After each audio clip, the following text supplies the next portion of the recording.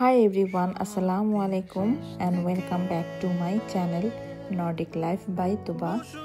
আজকে আমি শেয়ার করব আমার ইনডোর প্ল্যান্টসগুলো। ছোটবেলা থেকে আমার গাছের প্রতি অদ্ভুত এক ভালো লাগা। আমি খুব পছন্দ করি বাসার মধ্যে গাছ থাকবে, বিভিন্ন ধরনের গাছ থাকবে।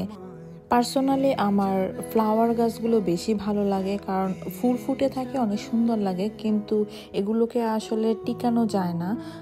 বাসার মধ্যে যে গাছগুলো থাকে ওগুলো বেশি ধরনের সানলাইট পাওয়া যায় না, যার জন্য আর কি গাছগুলো বাঁচে না বেশি দিন।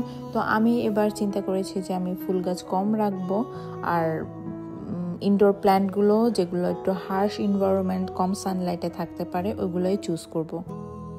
সো আমি প্রথমে দেখাচ্ছি আমার এই গাছটার নাম ক্রিসমাস ক্যাকটাস, এবং এটা ডিসেম্বরে ফুল দেয় ক্রিসমাসের সময়, যার জন্য এই গাছটার নাম ক্রিসমাস ক্যাকটাস। আর এটা ইউরোপে ইনডোর প্ল্যান্ট হিসেবে খুবই ফেমাস। এটা যখন ফুল দেয়, এই প্রত্যেকটা গাছের এই সামনে থেকে ফুলগুলো আসে। ফুলটা একটু দেখতে আমাদের দেশে জবা ফুলের মতো, তো লাল লাল, এবং প্রত্যেকটা পাতার আগা থেকে এই ফুলগুলো বের হয়, দেখতে অসম্ভব সুন্দর লাগে। আর এই গাছটার বয়স 1 বছর, এবং এটা যদি পানি কম দেই তাও টিকে থাকতে পারে। এরপর আমি যে গাছটা শেয়ার করব এর নাম মিনিয়েচার রোজ। এটা আসলে আমাদের দেশে নর্মাল যে ওয়াইল্ড রোজগুলো পাওয়া যায় বা আমরা যে গোলাপগুলো দেখে থাকি এর মতো না। এই গাছটা খুব ছোট এবং এটার ফুলগুলো খুব ছোট, খুব বেশি বড় হয় না। আর এটা কম সানলাইটেও খুব সুন্দরভাবে থাকতে পারে। এটা সানলাইট না হলেও চলে, যার জন্য এটা ঘরের মধ্যে এক কোণার মধ্যে যখন আপনি খুব সুন্দর করে রেখে দিবেন, খুব সুন্দর লাগে। আর বিভিন্ন ধরনের কালারের পাওয়া যায়। থার্ড যে গাছটার কথা বলবো, এটা খুবই একটা ফেমাস, আমাদের দেশেও খুব ফেমাস। এটা নাম চাইনিজ মানি প্ল্যান্ট। দেশে থাকতে আমার একটা মানি প্ল্যান্ট গাছ ছিল আমার বারান্দার মধ্যে, আমি রাখতাম সব সময়। ওটা একটু অন্যরকম ছিল, আর এটার একটা স্পেশালিটি হলো এটার গাছপালাগুলো চারপাশে বেশি ছড়ায়, দেখতে খুব সুন্দর লাগে। তো এই চাইনিজ মানি প্ল্যান্টগুলো ইনডোর প্ল্যান্ট হিসেবে এখানে খুবই ফেমাস। পাতাগুলো দেখতে একটু পান পাতার মতো। এরপর আমি আসি আমার পছন্দের একটা গাছ নিয়ে।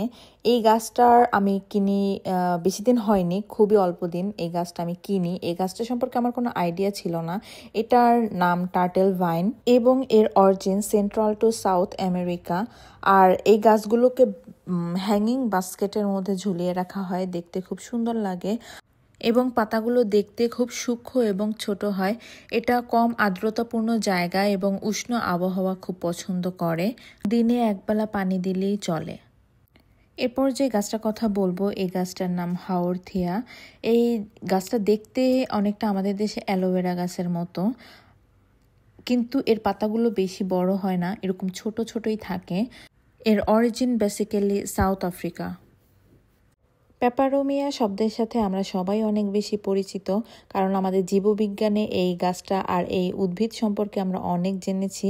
সেই প্রজাতিরই একটা গাছ হলো এই পেপারোমিয়া ম্যাজিক বিন গাছটা আমার। এই গাছটা দেখতে এরকমই থাকে, আর এটা লম্বায় বেশি বড় হয় না। এর অরিজিন সাউথ আমেরিকার পেরুতে, আর এই গাছটা অনেক হার্শ টলারেন্ট একটি গাছ। এরপর আসি আমার খুব পছন্দের একটা ইনডোর প্ল্যান্ট নিয়ে, এটার নাম এচেভেরিয়া।